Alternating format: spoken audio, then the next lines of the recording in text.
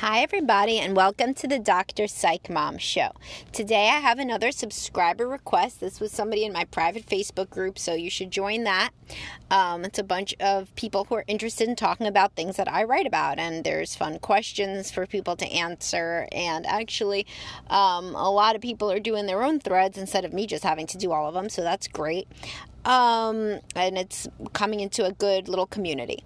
So you should definitely join that if you're interested in the topics that I discuss and you don't want friends and family to see you comment on Facebook. And also, of course, you should subscribe to hear all of my past episodes, which are on all of the topics, similar to the ones that you hear here, but I go more into depth on empathic ruptures and neediness and boundaries and sex. I gotta say the oral sex one. I say that every time. People are really subscribing mostly for that, I believe, and many more. So today we are going to talk about the idea of faking it till you make it. And a lot of people have trouble with this conceptualization because it feels disingenuous to them. So they're trying to learn a new skill, which is like a lot of what you do in therapy is you try to learn new ways of thinking and behaving. And they want their, so let's back it up. So there are three variables that we're going to be talking about, and they all interact: emotions, behaviors, and thoughts. So these all impact one another. They all have arrows pointing to each other, one to the next, to the next, to the next, right? So all of these influence each other, and it's also bi-directional. It can go any way. So for example, if I put you on ecstasy, you're going to start feeling real happy. And then your behavior is you're going to start hugging people, and your thoughts are going to be, I love all people, right? So I intervened at the level of behavior, biologically, pharmacologically, and thereby I change your behavior and your thoughts. Therapy, though, cannot really often change your deep emotions, especially if they are really biologically rooted and deep-seated for a long time, like depression. So I can't just make you happy, otherwise I would be so rich I wouldn't need to work anymore because I would have figured out the secret to somehow snapping my finger and making my clients happy, and I can't do that. However, what we can do and how we can intervene are on the thoughts and the behaviors, which then in a feedback loop frequently change the emotion. So what do I mean by this? I mean that you have to fake it till you make it, which is what somebody asked. Is this really what you have to do? It's, sounds so inauthentic. Of course it's what you have to do. It is what you do in every other regard. The first time you tried spin class, you felt like you were going to die, but you kept on spinning like you knew how to do it. And then eventually you start to like that. You build that skill, right? The first time, by the way, that you read a parenting book and you decided to talk to your kid with more patience or with more validation, that also was super, super fake. That was a behavior. So the thought from reading the book, oh shit, I ought to be more validating, led to a behavior of saying, oh, it looks like you're upset. You know what I think about doing that to excess, but saying it every so often is fine and great, and then that actually changes an emotion from anxiety or anger when interacting with an upset child to understanding, patience, and maybe even pride that you can navigate your child's, meltdowns or what have you. So you are faking it there too. And when you go on date night, you're really not in the mood to be on date night. Should you fake like you are and act happy? Yeah, of course. How is this disingenuous? Yet so many people think it is because they think that the word fake or that trying to do something that you're not in the mood to do is somehow bad. It's not bad. In fact, the more like shit you feel and the better you act on date night, the better of a partner you're being. And just knowing that there is such a disparity between your mood that is in the toilet and that you're trying to act sociable and fun and cute and flirtatious on date night, just even knowing that and observing yourself doing this behavior may change your emotion. Ironically, right? Because you're like, wow, I'm doing a pretty good job. Look at my husband. He's really responding well. I guess we're having a good night. I'm really a good wife, etc., etc., etc.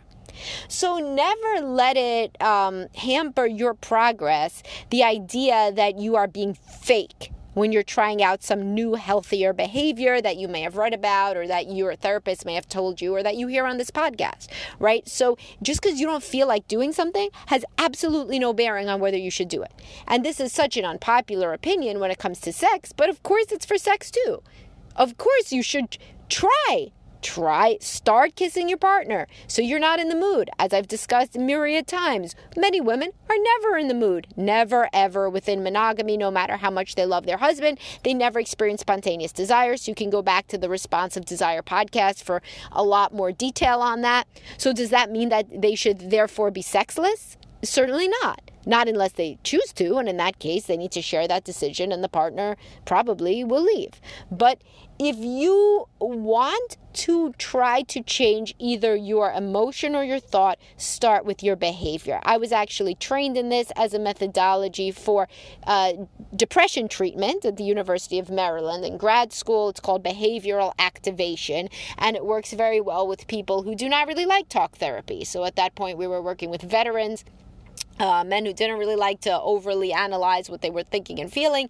So instead, we schedule positive events in their life, activities that they can go do and feel good about having done, whether those are life activities or hobbies or anything, and just getting out there and doing things. We are intervening at the behavioral level, which, as you remember, impacts the two other variables in the equation for mood: emotion and thoughts. So let's say that a guy has very bad depression, a veteran where I used to work, and so he's basically sitting around watching TV all the time. He's not even showering. So get up, take a shower. This could be one goal. So you get up, take a shower. He's faking it. He's faking that he wants to take a shower. He doesn't want to take a shower. He's faking that he wants to, in a sense. He gets up. He feels better after he did it. He feels like, all right, I did something. I'm showered now, so maybe I could go somewhere. And then you start to think, well, I guess I could. Maybe I could go grocery shopping. And then I feel good about doing that. Then my house looks like a house again. Oh, look, there's food in the refrigerator. Oh, good. Okay. And you start to go on an upward trajectory. So what I was saying before is with depression, there's no way I could snap my fingers and make you happy. Right? But what we can do is you can power through executing certain behaviors that make you feel like you're living a life of value. And you could refer back to my podcast, that is subscription on, are you living a life that you find deeply fulfilling? That refers to some principles of ACT, or acceptance and commitment therapy. If you can't be happy, you can't just snap your fingers and be happy. None of us who have struggled with depression, that's never worked for us, right? So what you can do is you could try to intervene at the level of behavior, as I'm saying, or thought. So you could change your thought from, I'm not in the mood to exercise, so I shouldn't. You could change that to, when I'm not in the mood to exercise, is probably when I should go exercise the most. Or, I will feel proud of myself for exercising because it is good for my body no matter whether I like it or not, etc. So with a lot of people can get behind this. This seems to make sense. But then when it comes to the relationship with a significant other, that is where the hard stop comes. It's like, you're telling me, but I'm not in the mood to have sex. I'm not in the mood to have a conversation. I am not in the mood to listen to her talk about her day, etc. So any of those sorts of things, who cares, right? You're not in the mood because you are telling yourself that your moods, well, you're not in the mood for various reasons. You could be depressed, anxious, have chronic pain. You could be very tired, whatever's going on. But you're telling yourself that your mood thereby should influence what sort of a partner that you are. You need to disconnect these much in the ways you do for parenting. So, most of us in today's parenting day and age will not say to the kid, I just really don't like reading. So I'm never going to do that again. I'm not in the mood to ever read to you. So you are SOL on that. And hopefully your other parent does, because as for me, I'm out. Nobody's going to say that, right? And if you do, you're at least going to feel very guilty about doing it and probably take it back the next day. So, however, people will say that sort of stuff to their significant other all the time, and then we wonder why people get divorced at such high rates, right? Because people in this day and age, at least, do not prioritize the relationship in any way even equivalent to, never mind above, but even equivalent to the children, or even a close second, or even a far second, right? It's usually like children, self, Work, working out, hobbies, Instagram, husband, right? So what the difference would be is if you changed your thoughts to say, it doesn't matter if I am in a good mood, I am still going to act pleasant. So you have that thought. And then what do? You change your behavior. So they say, hey, want to hear about my day? And instead of saying, does it look like I want to hear about your day? I'm pretty tired, right? Like, instead of saying something like obnoxious, you might say, oh, yeah, sure, tell me about your day. And so that behavior of saying those words may make your partner feel closer, probably. They may smile, they may start talking. And then what's going to happen, sometimes at least, your emotion will actually change. Even if it doesn't change on a dime, if you start these new patterns of engagement and different sorts of behavior, over time, your net emotion will probably grow more positive. This is the same stuff that I tell people. I have my podcast about when your child is really annoying. So when people are struggling with bonding to their children, whether it's a baby or an older child, for various reasons, people struggle with this. It's very taboo to say it, but people struggle with it. And there's nothing to be ashamed of. What is something to be less than happy about is if you show this to your child that you don't like them. Don't do that, right? That is not right. So what you need to do is, you may not like your child. Your child may trigger the shit out of you. So while you go to therapy to figure out why, or listen to my podcast to figure out why, or go to depression treatment because you're probably depressed or whatever, you got to act like you like your child. So how can you do this? I give you tips in that podcast, but overall, you got to fake it till you make it. You have to fake it until you make it. Act like you like your child, the same as you would act like you like your coworker to keep your job or your boss, and the same as you ought to act like you give a shit about listening to your partner's day, even if you don't, or that you are still into going on date nights, even if you may not be right then. Because once you start doing these behaviors and you tell yourself that these things are important, then frequently your emotion follows. And even if it doesn't, because obviously many people cannot jog their emotion into a positive one no matter what, even if it doesn't, you are still then living a valued life that you can be proud of. And I discussed this with treatment-resistant depression. So even if your mood never changes and it never improves, you still could be a good mother, a good father, a good husband, a good wife, etc., etc. There are people who struggle with lifelong depression, and they still have children who love them and who they were there for them, and they feel good about themselves.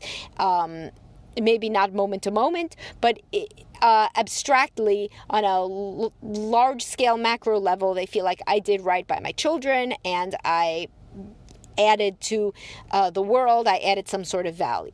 So you can't always change your emotion. So waiting for your emotion to change before you engage in a behavior is a folly, because this may never happen, and thereby you're cutting yourself off from all sorts of behaviors that in fact may then influence on their own your thoughts and your emotions.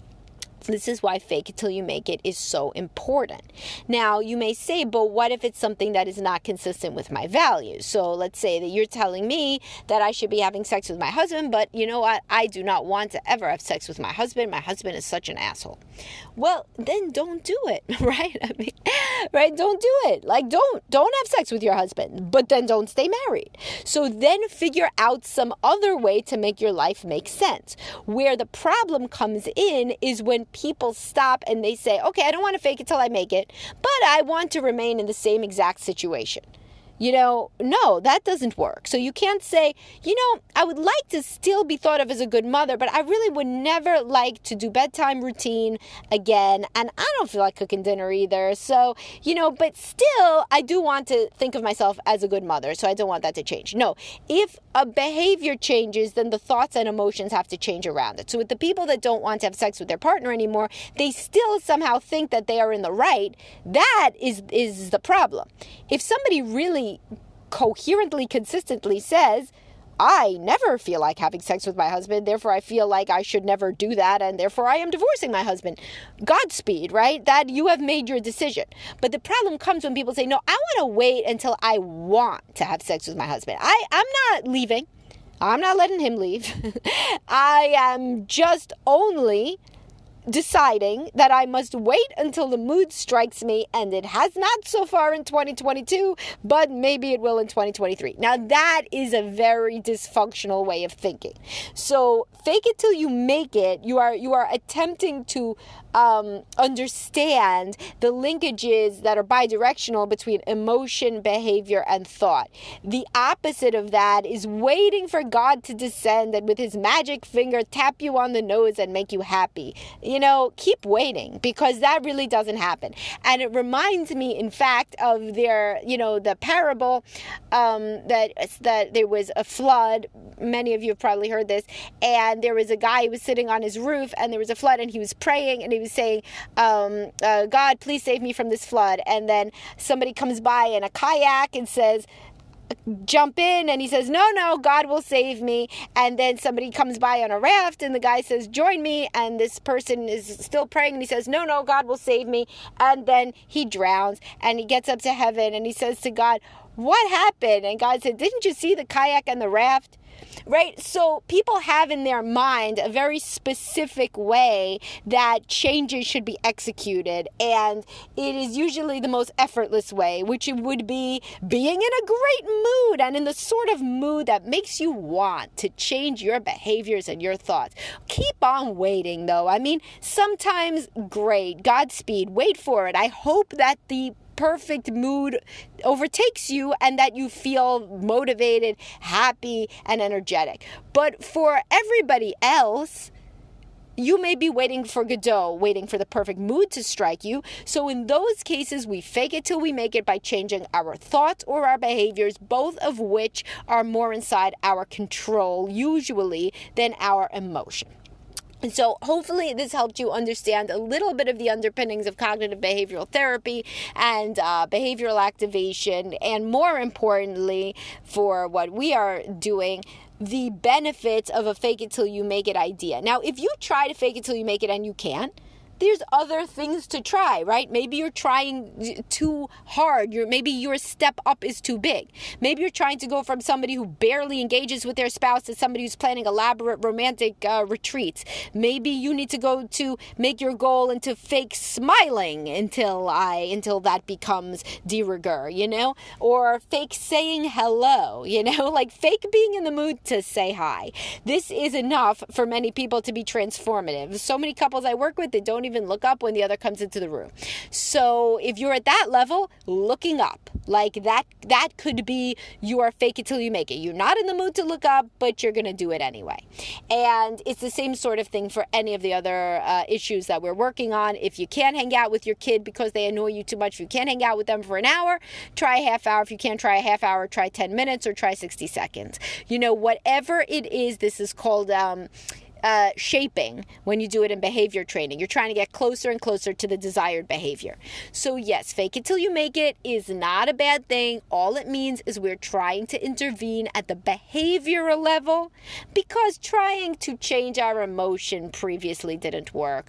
Or we could try to intervene at the thought or cognitive level, which cognitive behavioral therapy is very helpful for teaching you how to do that, right? How to examine your thoughts and say, oh, that thought is unhelpful. I'm going to replace it with this one. Or maybe I'll challenge it. Or maybe I'll see, where did learning this thought, where did this originate? Did my mother always say this thing? Like, many times people will say something that's so negative and I'll be like, who said that to you? And they'll be like, my mother.